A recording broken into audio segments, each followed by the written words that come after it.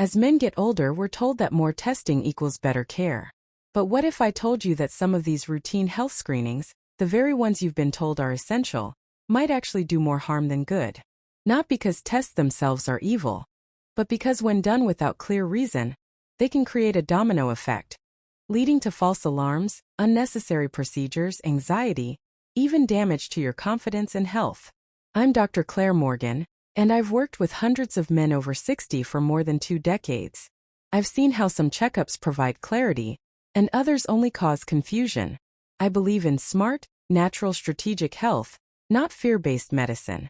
Today, I want to walk you through 5 medical tests that may not be helping you anymore, and could be putting you through more stress than necessary. Now, if you've had any of these tests done, you're not alone. This isn't about blame. It's about reclaiming control. I want to make one thing clear. Always speak with your personal doctor before making decisions about your care. But it's okay, in fact wise, to question routine. Because your time, your peace of mind, and your energy are too valuable to waste. Type yes in the comments if you've ever felt overwhelmed or pressured during a doctor visit.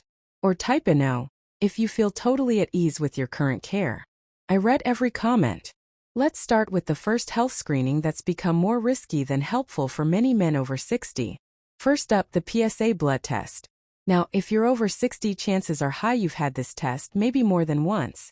PSA stands for prostate-specific antigen, a protein made by your prostate gland. Higher levels can be a sign of prostate issues like cancer. But here's the truth most men never hear. A high PSA level doesn't always mean cancer. And a low PSA doesn't always mean you're safe. See, as you age, your prostate naturally grows. It's part of life, just like graying hair. And that growth can raise PSA levels even if there's no danger. But many doctors still treat a high PSA like a red alarm. That can lead to unnecessary biopsies, painful invasive procedures with real risks, overdiagnosis, detecting slow-growing cancers that would never have caused a problem. Fear and anxiety, the kind that keeps you up at night second-guessing your body.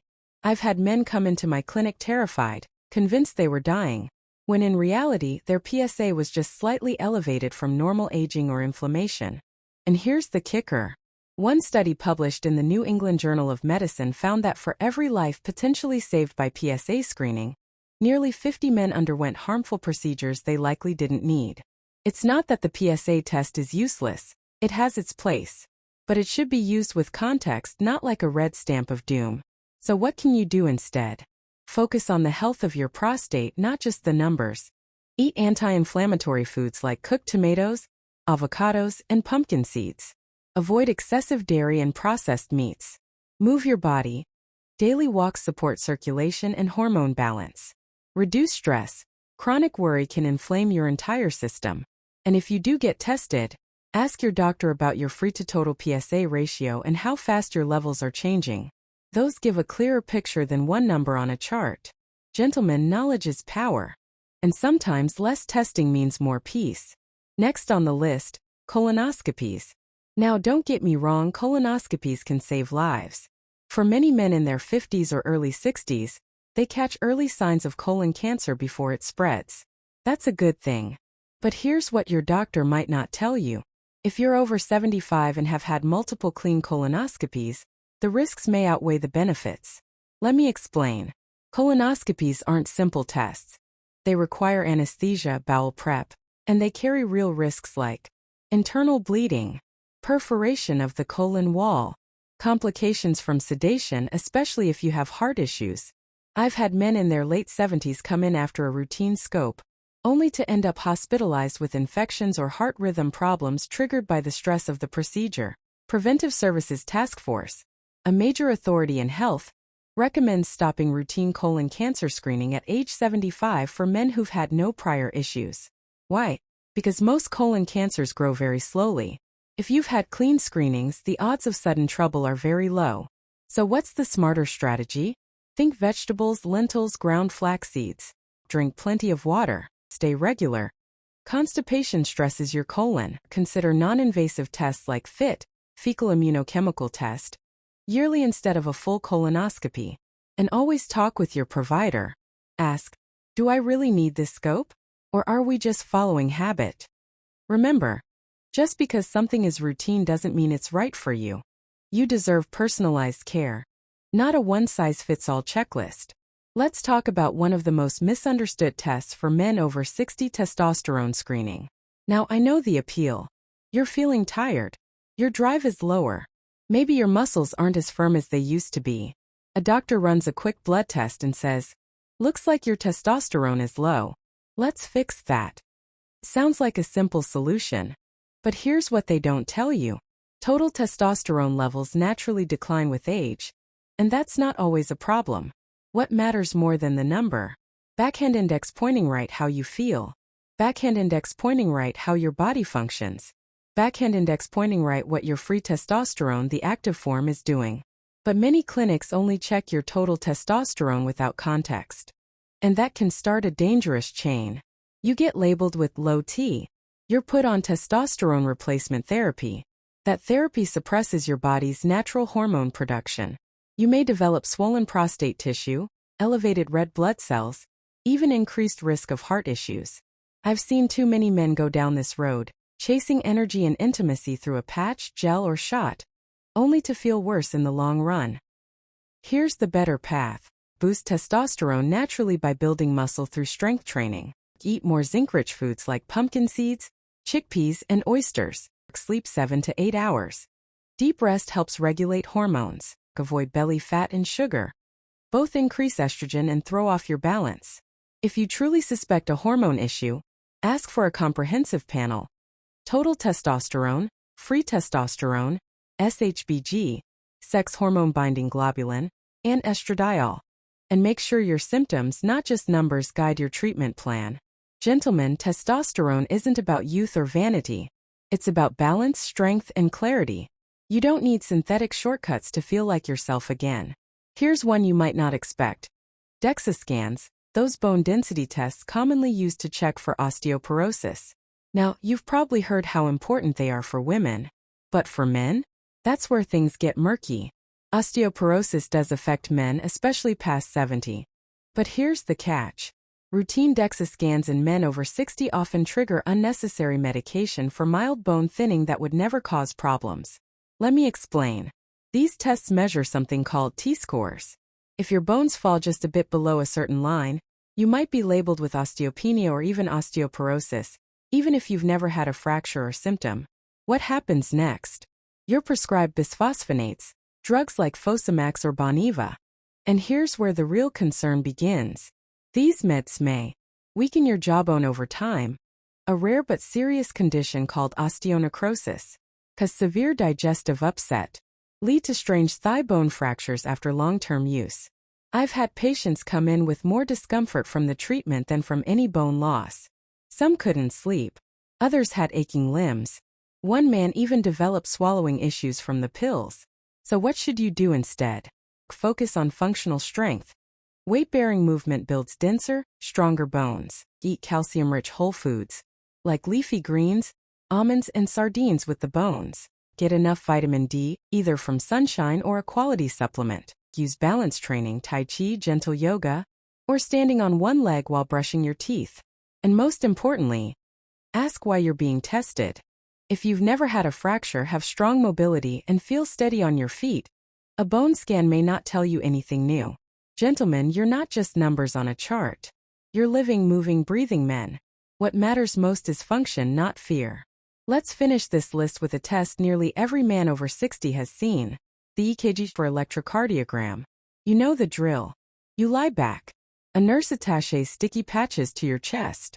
A machine spits out a graph showing your heart's electrical activity. Seems harmless, right? Well, not always.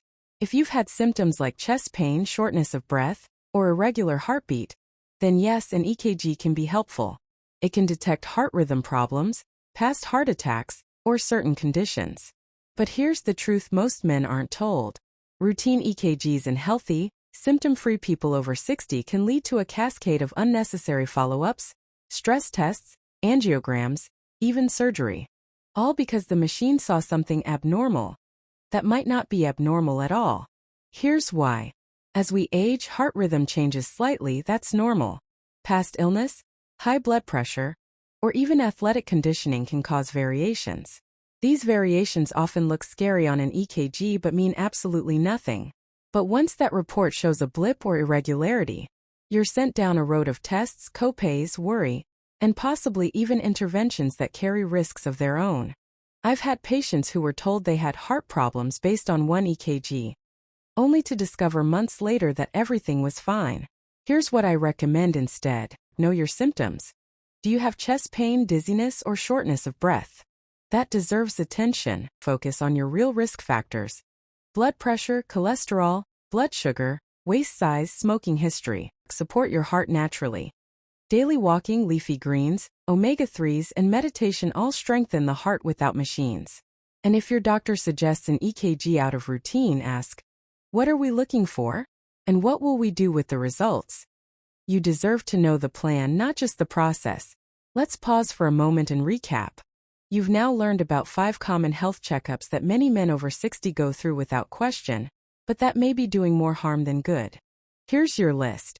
PSA blood tests often trigger fear and invasive procedures, even when no cancer is present. Colonoscopies after 75 can carry real risks with little benefit if you've had clean results. Testosterone testing leads many men down the path of artificial hormone replacement they may not need. Bone density scans may cause unnecessary prescriptions for minor bone thinning that won't harm you. Routine EKGs often detect benign variations that lead to expensive, stressful follow-ups. Now, I'm not saying these tests are evil. They each have a purpose when used wisely. But the truth is this: your body is not a checklist. Good care isn't about how many tests you've had. It's about why you had them, and what they actually tell you about your health, your life, and your future. So what can you do? Start by asking better questions. Here are 3 to keep in your back pocket at every doctor visit. What are we hoping to find with this test? How would the results change what we do next? Are there safer or simpler alternatives? And then trust your gut. If something doesn't feel right, it's okay to pause, to ask for time, to get a second opinion. That's not being difficult. That's being wise. Remember, you are the captain of your care, not your insurance company, not a computer system, and not a rush doctor who's just following protocol. You've made it this far, which tells me something important. You're not just looking for another list of symptoms to fear. You're looking for clarity, for control, for a way to age on your terms. So let's talk about building your question-first health strategy. A simple, powerful mindset shift that protects you from overtesting, overtreatment, and unnecessary worry. Here's how it works. Step 1. Always start with your symptoms, not the schedule. Ask yourself, what's actually bothering me? Fatigue? Trouble sleeping? Loss of appetite? Start there, not with a calendar full of annual screenings that may not apply anymore. Step 2. Prioritize function over findings. Can you walk upstairs without getting winded? Can you lift groceries, play with your grandkids, sleep through the night? These tell us more about your health than a lab report ever could. One of the healthiest 78-year-olds I've worked with had concerning cholesterol, but hiked 5 miles every morning and took no medication. That's real health. Step 3. Ask this golden question before every test. What happens if we don't run this test? That single question stops the momentum of fear. It makes your doctor pause. It brings the focus back to you, not the system.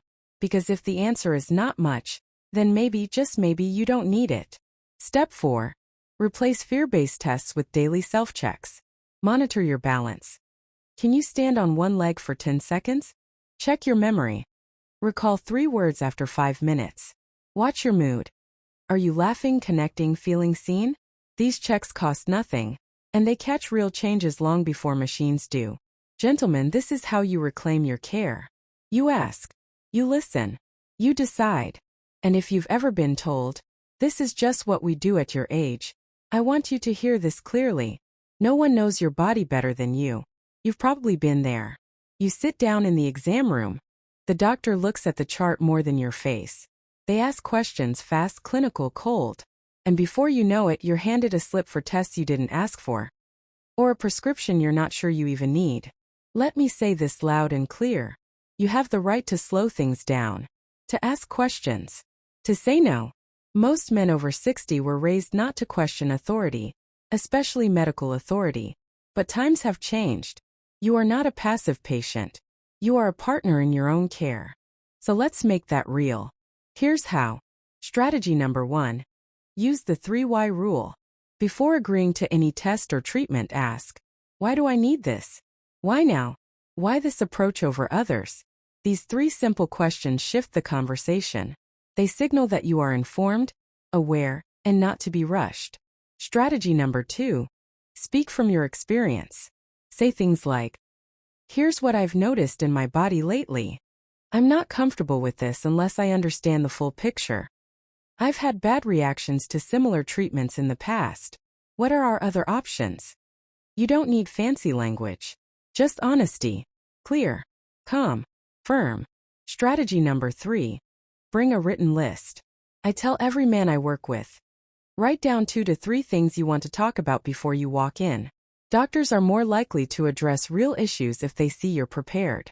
And it prevents you from walking out thinking, dang it, I forgot to ask about that.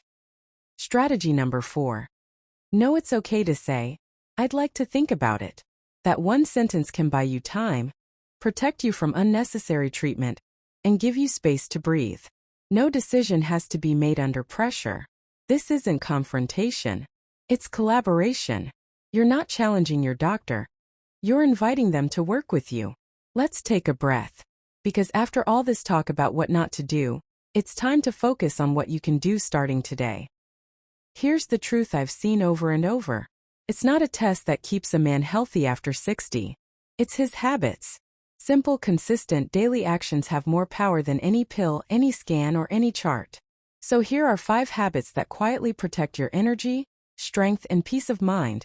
No white coat required. Habit number 1. Morning sunlight. 10 minutes outside within an hour of waking, without sunglasses if possible.